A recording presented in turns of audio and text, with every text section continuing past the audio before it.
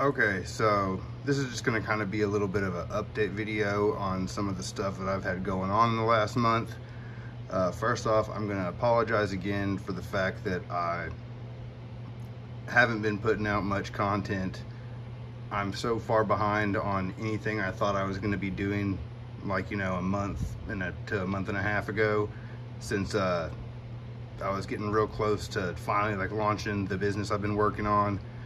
But you know, had a buddy call that runs a firearm building business, needed some help, and wound up going to work for him full time. And well, I had a little bit of experience doing stuff like that, you know, particularly building AKs, and that's primarily what we do there. I was by no means that experienced in doing it. You know, like I'd done like half a dozen home builds in the garage, starting off with like, you know, $500 worth of tooling from Harbor Freight to expanding to like the knee mill over there. I mean, so you can see my Harbor Freight press over there and whatnot. But like, that's what got me into this whole machining world. And so like, although I hadn't focused on it whatsoever in the last, shoot, you know, year and a half, 2 years, that was what caused me to dive into just learning about machining, because I had no understanding of anything mechanical prior to that. Like, I liked shooting. I wanted to build a single AK to say I'd done it, and then I just fell in love with it from there. Like, and so I really didn't have any mechanical aptitude before that, and which is pretty amazing that I've managed to learn as much as I have in the short amount of time from that. But so I've been really busy up there. It's just me and one other dude right now trying to get caught up on their backlog. I'm getting to learn so much more about something I'm passionate about than I would have ever thought or dreamed of, you know, getting to learn or do. So it's pretty cool. But, you know, like I said, that's 40 hours a week trying to spend time with the kids and still make time to do all the shit that I needed to do for the whole Wolf-Haus adventures, while trying to do some, like, you know, YouTube content and have time to sleep. It's been pretty hectic, but it's been awesome. Like, I couldn't have wished for anything better. It's been a really good time. For those of you that don't know, I have wanted a surface grinder for well over the last year, probably closer to 2, if not more. I've constantly been on eBay just monitoring, you know, new ones that become available, which ones were still available, if they sold or not, and particularly the relative closeness they were to my location here in Oklahoma, due to shipping costs or the ability to go pick up. I've had a few in mind that I've been watching over this duration of time, but my biggest constraint has been space. As you can see, Wolf-Haus operates out of a single car garage that's like 60 or 70 years old. And so I mean, I've probably spent days sitting here just racking my brain on how I could lay this place out to fit a surface grinder in here if I got rid of, you know, some of the storage or workbench spaces, you know, move the washing machine inside, because this thing is, you know, at my home. And, you know, I've come up with all these countless plans, but haven't got around to doing any of them because I hadn't found a machine that I was going to settle on. A couple weeks ago, I wound up coming across a surface grinder that was actually located here in Oklahoma. It's about 3 hours away. It's pretty much on the border of Kansas. But decided, you know what, I'm gonna pull the trigger on it. It's about time. However, it's not gonna be going into this space here where I have the CNC machine and the Precision Matthews back there. Like I was talking earlier about how I went to go work for my buddies up at Two Rivers during the daytime. They have a lot more space than I have, and they were wanting a service grinder too, but they don't necessarily need one. I don't necessarily need one, but they could utilize one, but I really want one more than they do. And so they've been generous enough to make room for me to put one up at the shop there, you know, hook it up to the electrical and everything, and pretty much have, you know, free access to use it whenever I want, outside of, you know, our normal hours where I need to be doing stuff for that company. And so that, combined with finding the machine in Oklahoma, I haven't purchased it yet, but I mean, I've already locked in the deal. I'll be going to pick it up here on in like 4 days. But it's this particular machine right here, which I apologize for the crap in the way. I just, as a placeholder, I had screenshotted this picture right there of it from the eBay ad and put it on the Wolf-Haus website, knowing that I would eventually update it once I got it settled into the spot that I'm going to keep it up at the Two Rivers facility once it's there. But just kind of was just doing some website changes the other day and just wanted to kind of size out the picture for the website and whatnot. But yeah, it's this Oka motor right here. It's not, you know, it's not the most modern machine. It's probably at least a couple decades old, but it looks like it's in pretty good condition. It's manual feed, you know, no CNC, no hydraulic feed or anything like that. But looks like it's in good condition. It's a good brand for being something that's an import, like one of the top import brands, at least in the grinding world, to my understanding. And yeah, I'm pretty stoked about getting this thing and finally being able to, you know, dive into the world of grinding and have just one more thing to add to my resume of machining capabilities I'm able to, you know, do for myself and for others. But because of this, I realized I was going to need to get some more machine leveling feet. Well, at the same time, and I'll go over a little bit more of this stuff in the following video, but I also had recently done my first quote-unquote job for someone else, you know, designing and making a few parts for someone else that wasn't my own project. And during that process, I had ran into a couple of issues with the CNC machine that I hadn't previously been having. Granted, the machining time or portion of actually making the parts took place probably at the worst time that it could during the year here in Oklahoma. It was, you know, like right during that transition from winter to spring, where, you know, for like a week straight, we were going from, you know, as much as like 10 below freezing to damn near in the 80s some days, just within like a 24-hour period. And we're still kind of going through that transition. And I know how weather can affect, you know, metal and machinery and whatnot, especially since this place, I mean, like, it's halfway insulated, but not the best. And so I was kind of curious about, like, if some of the issues I was having had to do with the weather. And that's what led to my previous video where I was going back through and adjusting the backlash compensation. And I was kind of just, you know, going around checking off a list of things like, why am I having a few tolerance issues on making this part?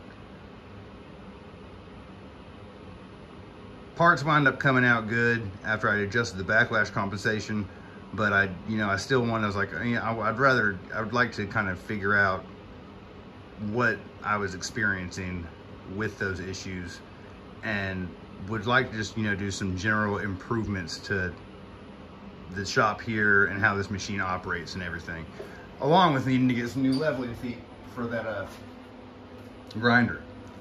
Well, I'd been using these feet right here on the CNC machine. These are whatever, I can't remember what size they are. They're the same ones I have down here on the Precision Matthews.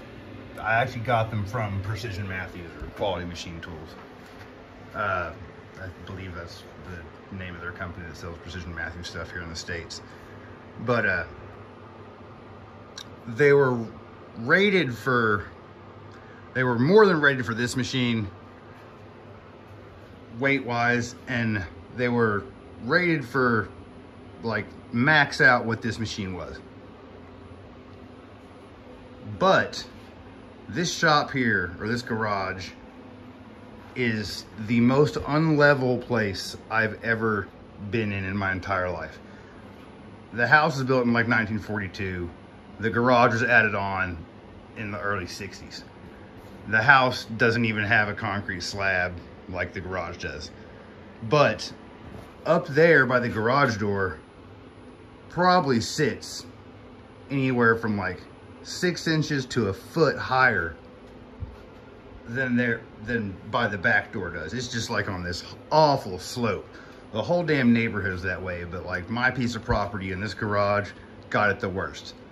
Had I known I was gonna get into the world of needing to level machine, or getting into machining and have to level stuff out like this, probably wouldn't have bought the house.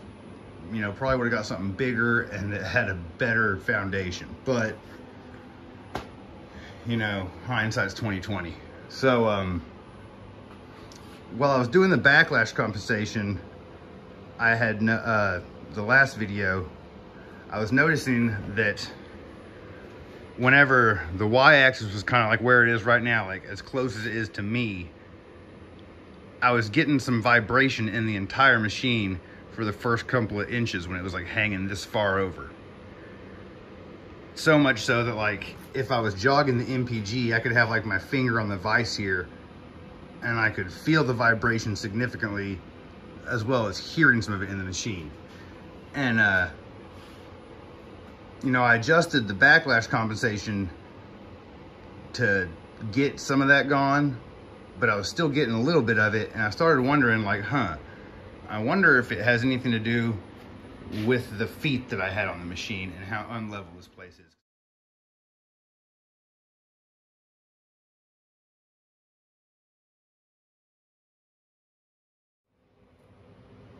Okay, so these feet are a little bit different, or a different style from the previous ones I'd been using, these yellow ones over here. While these big black ones are, they allow for swiveling, as you can see here with this nut.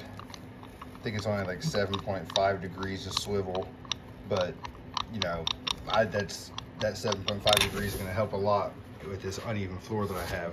So, whereas these right here, you can see like there's none of that. These right here, the yellow, like there's I think it's a neoprene base on the bottom. Hey, look at that nasty ass bug. Hold on a second. I'm about to get that motherfucker.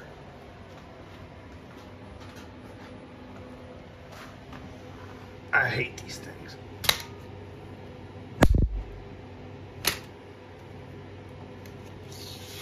Bitch. Get out of there. But okay. So yeah, down on the bottom, it's kind of hidden from the shadow, but there is, there it was. You can see that there's that rubber neoprene, but this yellow, this is some kind of a metal. I don't know what it is. It's not aluminum. It's either some kind of a mild steel probably, or some kind of a steel alloy, or hell, maybe even a cast iron. I'm not sure. But on these fixed feet, it uses this yellow portion to lift the machine up, since it's in a stationary position, versus with these, since you have the swivel, there's still some kind of metallic, let me get rid of this fly swatter in my hand. There's still some kind of, you can hear it, metal underneath that rubber, but you know, that's not going to be, so if that's swiveled that way, what's going to be lifting up on the bottom of the machine then? So you have to have something to lift up on it, which is where another nut comes in play. Because with those yellow ones, you can see the nut assembly that I previously was using here was this right here. And so that would go under the yellow part. I would have a washer, I think, maybe sitting on top. No, that would go into the yellow part. Hold on, let's take a peek real quick. Okay, yeah, so over here, I've got where I'm using those, but I'm using the original bolts, not the ones that are over there. Like, I had to change them out for the other machine. But so here you can see, I'm sitting directly on the yellow portion of the feet. And there I have the bolt. I have a nut and a washer that compresses down on it. You drive that bolt down into the foot, and that raises it up.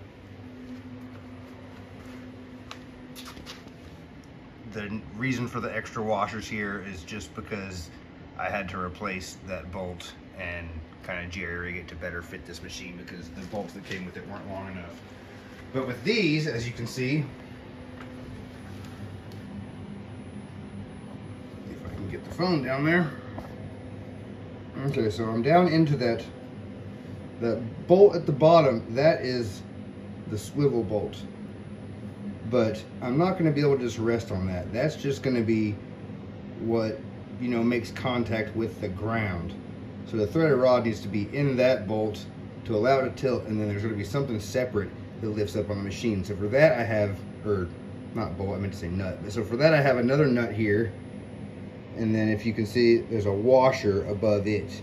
That's going to be what actually lifts the machine, since the threaded rod going into that lower nut and the actual foot is going to be at a certain swivel or a certain tilt or swivel, which is going to, you know, allow for it to make up for that unleveledness of the floor, but still have something that can rest flush up on the bottom of the machine.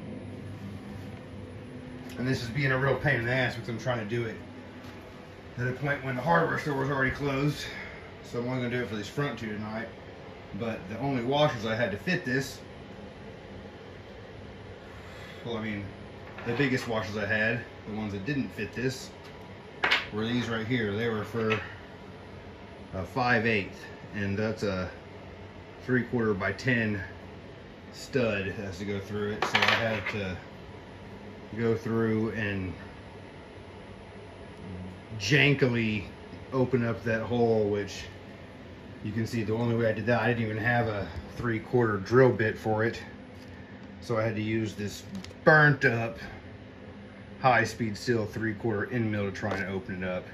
And putting that in a hand drill, it's dumb. It's like, that might have been able to be salvaged, or if I could send it off to be sharpened, but I had two of them, the other one's in decent shape, so I figured I'd just scrap this one because I wanted to just get this front section leveled tonight. That's it. But yeah, so I had to open those up, but for the ones in the back, I'll stop by the hardware store tomorrow, get some proper size washers. I just want to get these two set up here to where I can get this 2x4 and that other stuff I have shimming this side up. And I still have tension on the foot jack there, but I just want to get this where I can set the machine down without tension on the jack tonight. And then, since it's already past my bedtime and I have to be at work in like 5 hours, or no, 6 hours, something like that. But so yeah, I'll have to finish this up tomorrow, but I just want to get this sitting on these front two new feet, and then we'll take care of the back two tomorrow. Okay, so to do this, I don't know how I'll be able to see this, but first I've got to slide. I've got my washer there. I've got to slide this puck up. Hold up. I need to get both of these on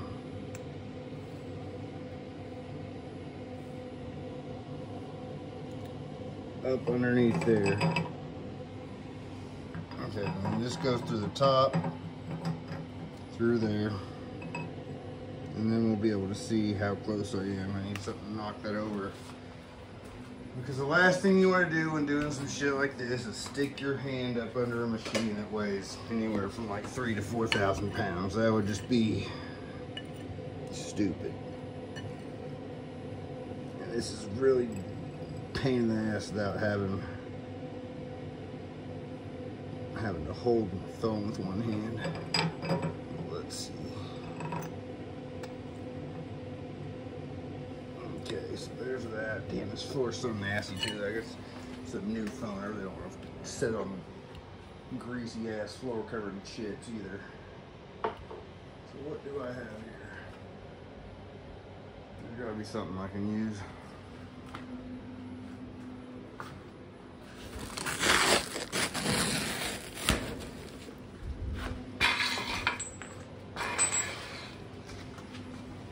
Let's see how this works.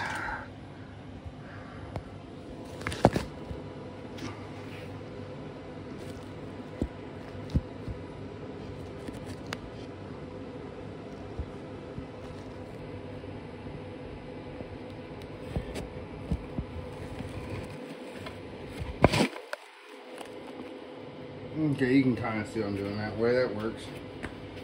Okay, so first I got to get it threading through this top nut.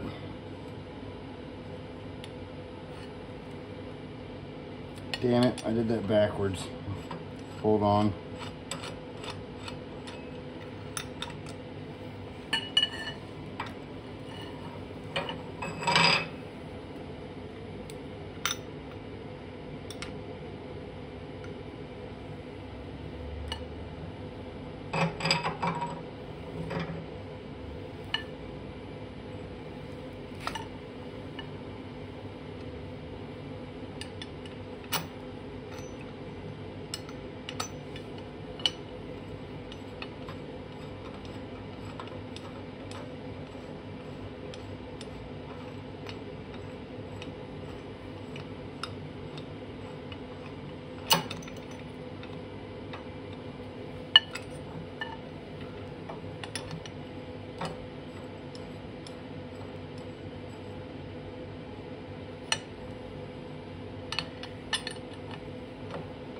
Okay, starting to bottom out on the bottom of the machine.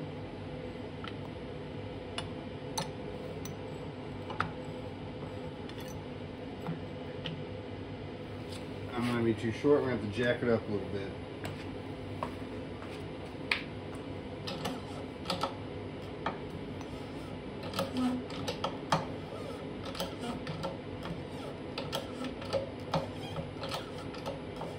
And these, I think they're called a foot jack or something, that allow you to lift machines up from below like that. They're really handy.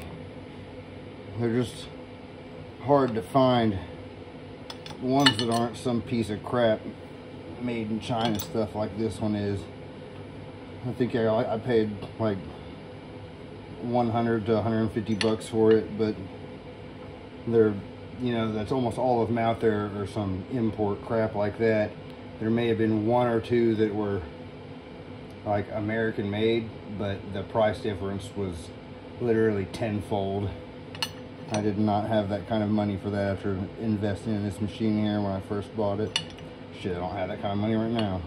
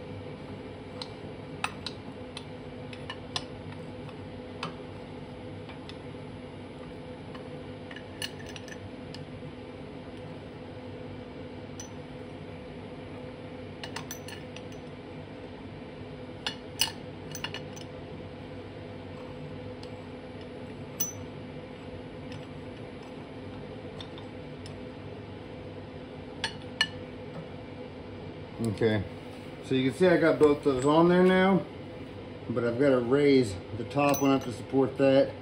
I've got that one kind of flat on the foot itself, but I've also got to snug up the nut in the foot to the rod before I can raise that one up. And that was just kind of a quick little demonstration. I'm going to stop recording to do that because, like I said, it's getting late and taking time to film is just making this take even longer. Okay, so now, if you can actually see this, I've got the threaded rod driven down into the swivel nut of the leveling foot. You can tell by that gap there in between the nut on the top and the nut of the foot. And I'll let you guys see each one of those. This gap over here is smaller, but it's there. That's all that matters right now. And right now, the rear of the machine is still being held up by the foot jack. But I'm about to let off here. Okay, there's the last nut right there. And I'm about to lower the foot down upon the upper nut with the washer and then level it out using those. So let's see.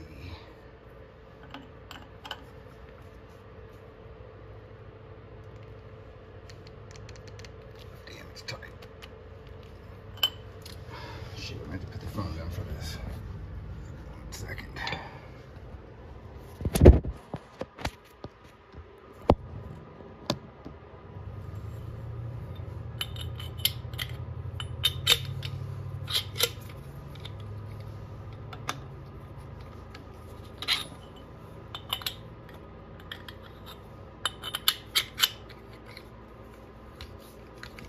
Man, it's easy to do that.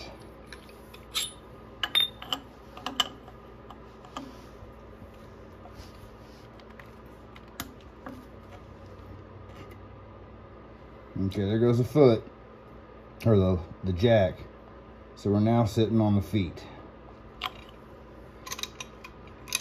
And now everything can be adjusted from the feet.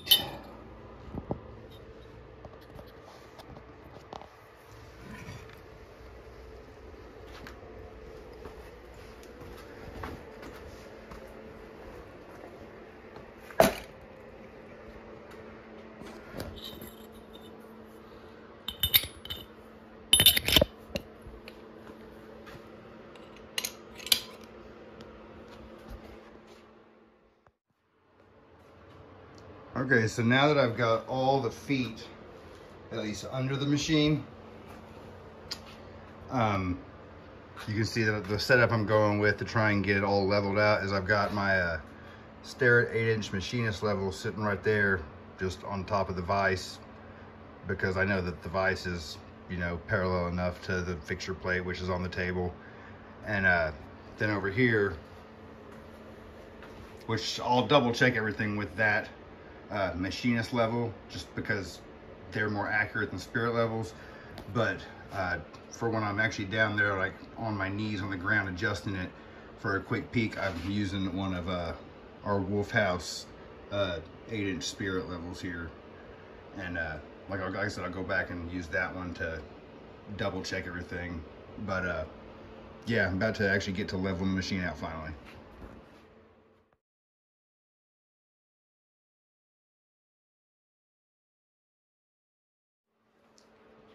Okay, so I started to notice that because this garage floor, like I've said before, sits at a slope where the high end is the garage door and the low end is that wall. So it's like,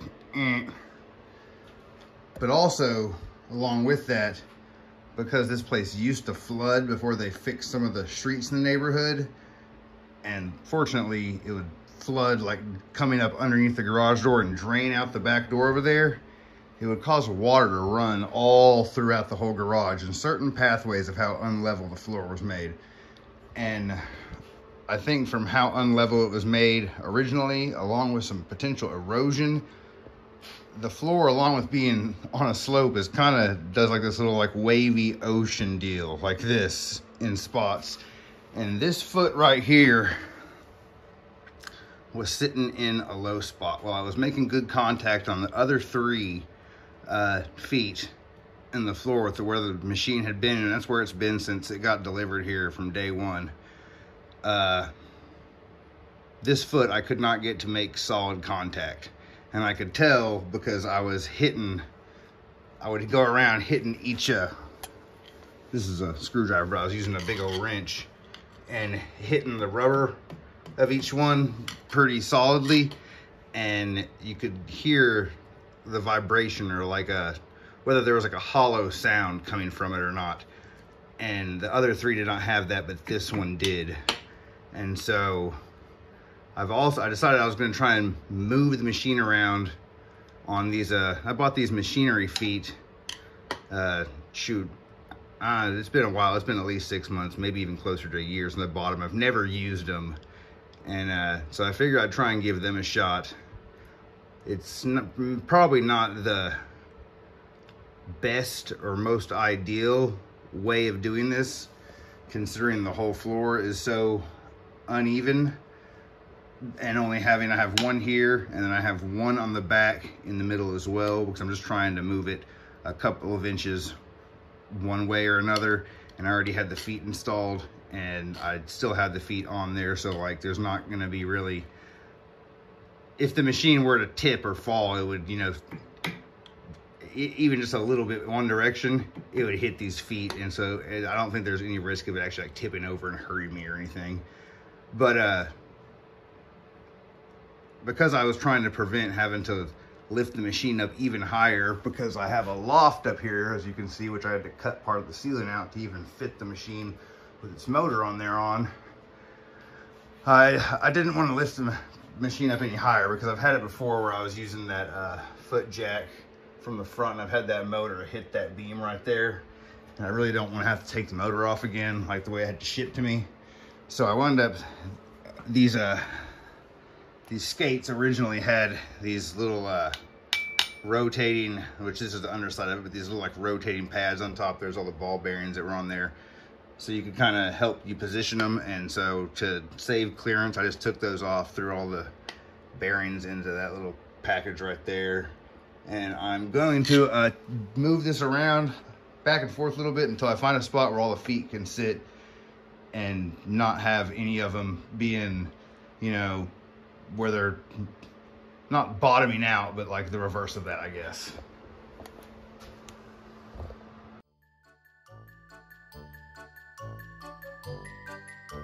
Mauvavi.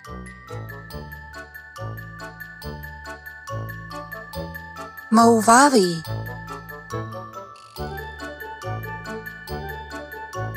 Mauvavi.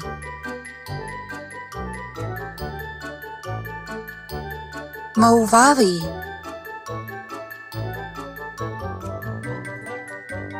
Mauvavi.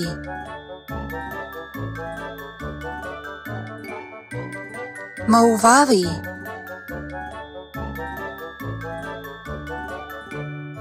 I think I just got the machine leveled in its new position to the best I'm gonna get it. Here we go.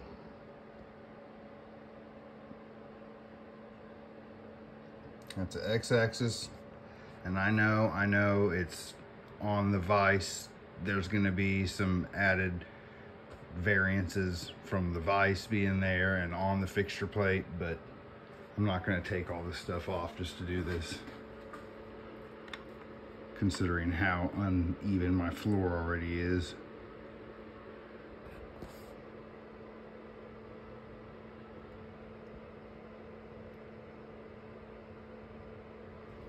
Looks pretty good. Almost as good as that Wolf-Haus level. Okay, so that little adventure took way longer than I anticipated that it would, mostly because I'm trying to do it after hours while I'm already worn out.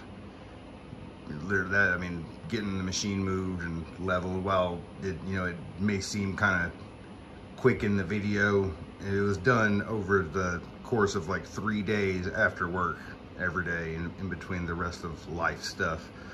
But as you can see, it's all back to normal, just moved over a little bit with the new feet on there. Machine's ready and to go, and I'm about to get back to finally machining.